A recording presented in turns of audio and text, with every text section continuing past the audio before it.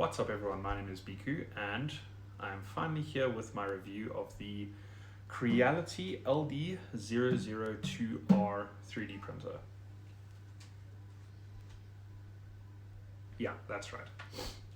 So this is a Resin 3D printer, which is a far departure from what I am very much used to. This came with me back home as an alien, very unsimilar to all of my FDM 3D printers, but it has become very, very cool, very, very reliable, surprisingly enough, and a very interesting printer. Now, I want to start off by saying the first print that this print did was a little bit of a flop. It is right here, and it is the Eiffel Tower that comes with the printer by default, or that comes with the little USB that it looks like every single person gets whenever they order one of these 3D printers as standard. Now, this Eiffel Tower was a flop when it printed. It had a lot of artifacts, it had a lot of issues, a lot of which I think is due to the resin and due to me being too eager to start printing before or when I got this, because when I got this I forgot to get any gloves, I forgot to get any ethanol, I forgot to get anything basically. I just walked out of the shop with this 3D printer and 3 bottles of resin.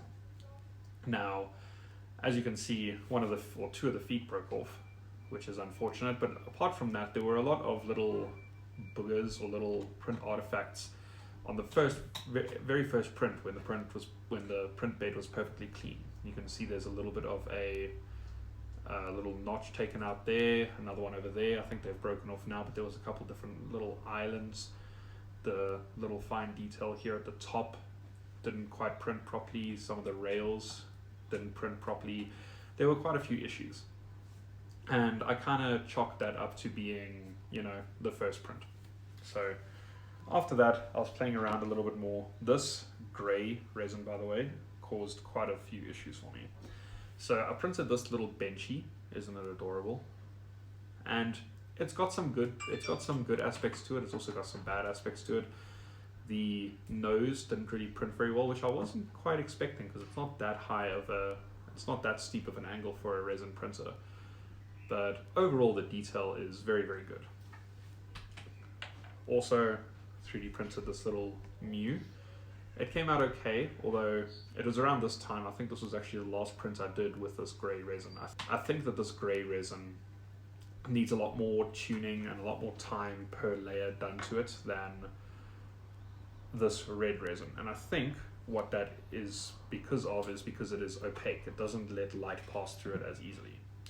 So, I want to take a moment to say, if you're coming at this from FDM 3D printing, resin 3D printing is vastly, vastly different in so many ways that you almost can't even call it the same thing.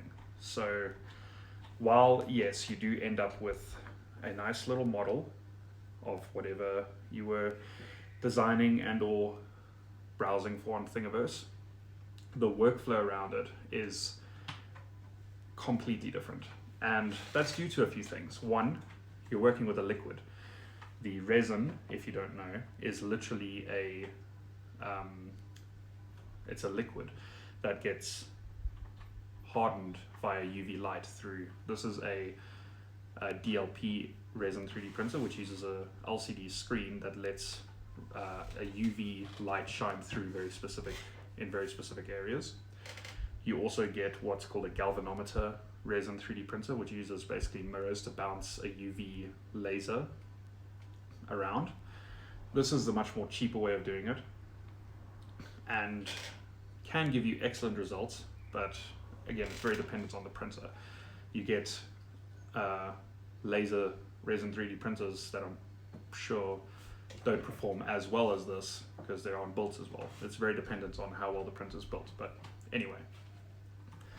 I'm coming at this from the aspect of someone who builds and knows intricately how FDM 3D printing works on a very, very, very basic level, very low level, on a very low level. And when your first 3D printer you built yourself, you kind of learn or the small little details about something as you're going, and you don't even think about learning it. However, when you buy a 3D printer, especially a 3D printer technology that you have never used before, I found it astonishing just how much there's to learn when you're coming at it fresh. I had completely forgotten FDM 3D printing I could there's a lot of stuff that I could do in my sleep, but this I had to learn everything by scratch: how to clean the bed, what materials I used, how to tell when a printer's going to work out well or not. When I was doing one of my other videos, I said how you have to wait a couple hours sometimes to see whether the printer's even started. One of the people commented and saying that you can just push the little pause button and you can bring it up and see that it's at least started. I didn't know that, and it's something that I learned. It's stuff like that with FDM 3D printing I learned while I was going. With this, I had to learn every single thing from scratch.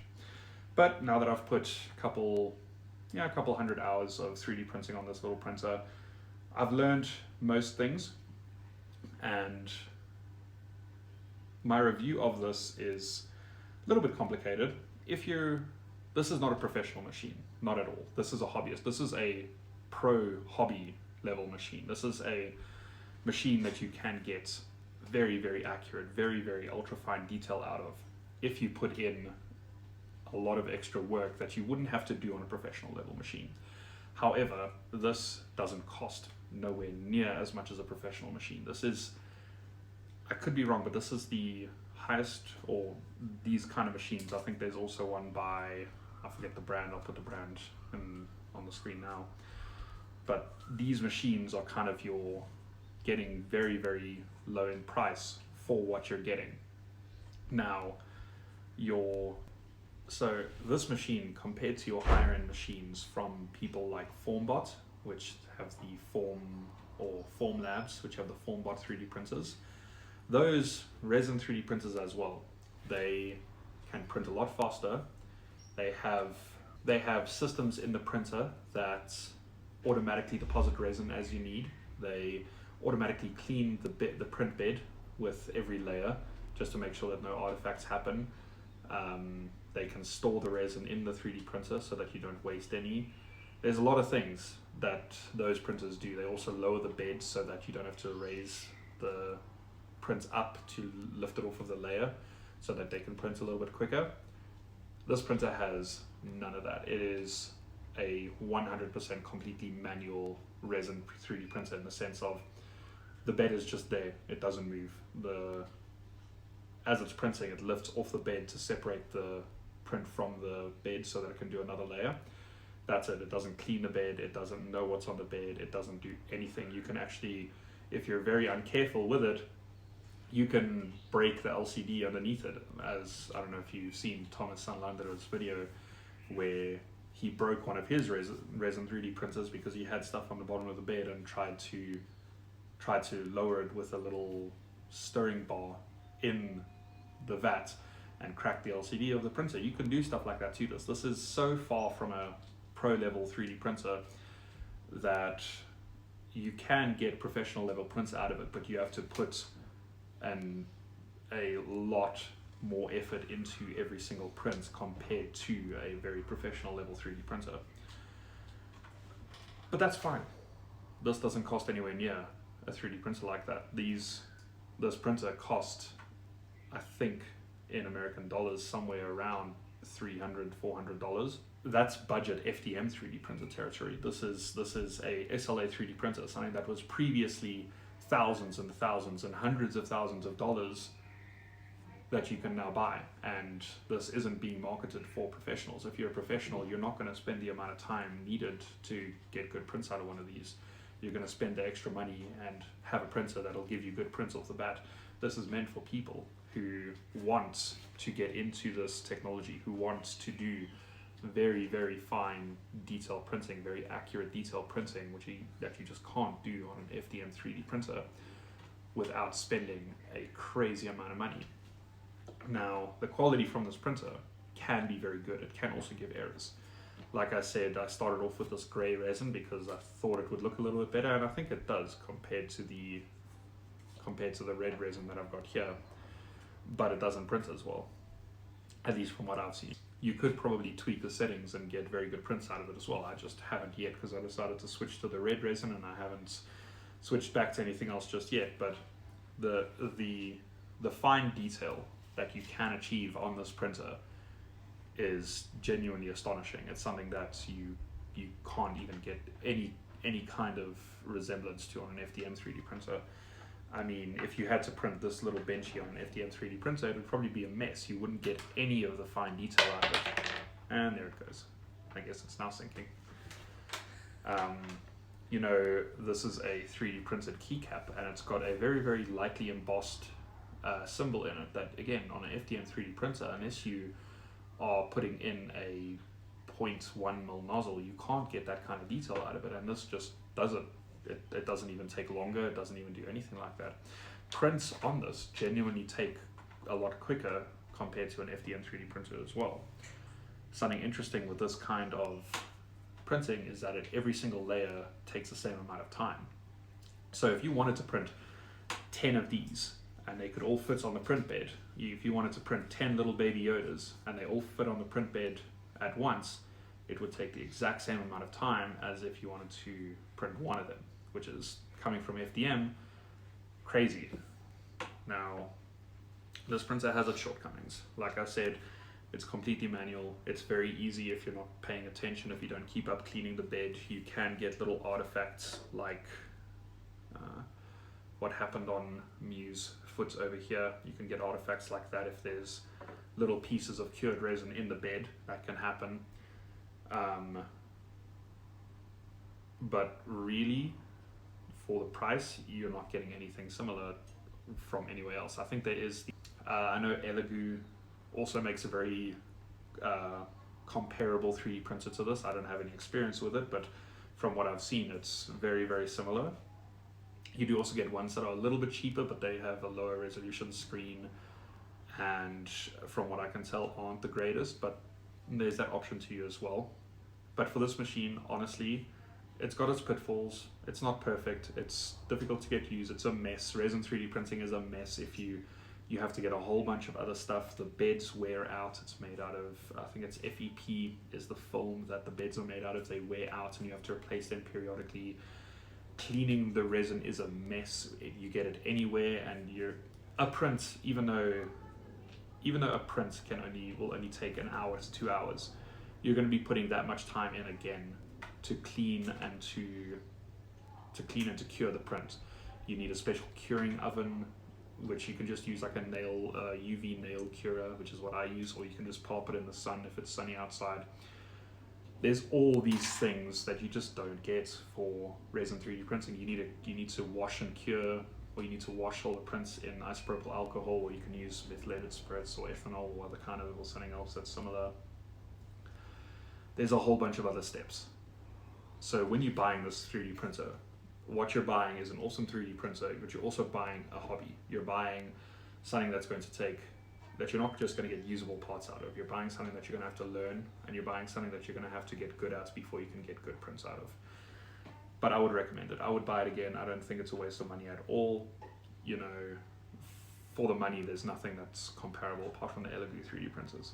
Overall, I would say it's a very, very good 3D printer. I haven't had any major issues with it. It's never given any hiccups. I think I've had one failed print, if I'm not mistaken, and that was with the grey resin, and the print just didn't print at all. But I cleaned the bed, and after that it printed perfectly. Oh yeah, one other thing on these 3D printers, you have to move around where you are printing things on the bed, otherwise you can wear down the FEP more quickly in one area than another, which can cause prints to fail on one side and not on the other. Annoying stuff like that. However, the printer is great. The software that comes with it, the software that comes on this little USB, is frustrating. It's called Cheetu Box. I've done a video showing how to use it. It's not horrible. It does work. You just have to get used to all of its shortcomings, all of its little glitches. even this has like about a year old version, or this has about a year old version of the software on it. Even the newer version has got all of the same bugs. It works. You can watch my other video if you want to know how to use it. It works, it's okay, but I wish there was something that was like Prusa Slicer for this. I don't believe you can use Prusa Slicer for this 3D printer, even though I wish you could. It would be so much better. But yeah, closing thoughts, it's a good 3D printer if you're willing to put in the effort to get good 3D prints out of it. Like this Charizard 3D print is another technically success, but in practice failure. One other thing which happened to this one is if you cure the prints with the support on it, which I didn't think about it at the time, means that the supports are much easier to, or much more difficult to break off, meaning that you will break off pieces of the print because the supports want to take it with it. Like you can see he's amputee now because he's missing an arm, as well as there's still some supports on it because I just got frustrated and didn't bother. So if you are getting one of these, take off your supports before you cure your prints. But if you do that and you're careful, you can get very, very, very fine detail, like Mew's tail over here. It is very, very thin, and I've printed 2 of these now, and both of them I've successfully managed to not break the tail off of them, which is kind of crazy. And this is small, this is tiny. Not to mention little stuff like Baby Yoda over here. His fingers came out perfectly, and that is very, very fine detail. So thank you very much for watching. If you are considering one of these, it's a great printer. Just takes a little bit of effort to get it printing well, but overall I'd recommend it heavily. Thank you so much for watching, and bye bye.